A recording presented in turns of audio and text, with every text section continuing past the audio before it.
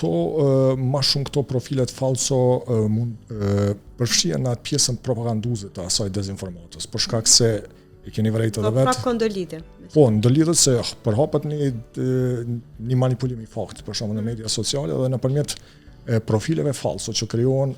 Tash u ka lehtësuar edhe inteligjenca artificiale se krijon edhe imazhe të gjeneruar, domethënë të individëve inekzistent, edhe nëpërmjet tyre mundohen që me shpërndarë përmbajtje sa më shumë, me kriju ndërveprim të asaj përmbajtje sa më shumë, me komente, me lajka të ndryshme që në terminologjinë e komunikimit kjo njihet si propaganda astroturfing, domethënë që nëpërmjet ndërveprimit sa më të madh kjo mundok si një shtrirje natyrale, e natyrshme domethënë si përmbajtje në media sociale dhe me arrit një target audiencë më të madhe. Domethënë këtë aspekt këto profilet falso munden me ndiku edhe me u përfshi në kuadër të dezinformimit në përgjithësi.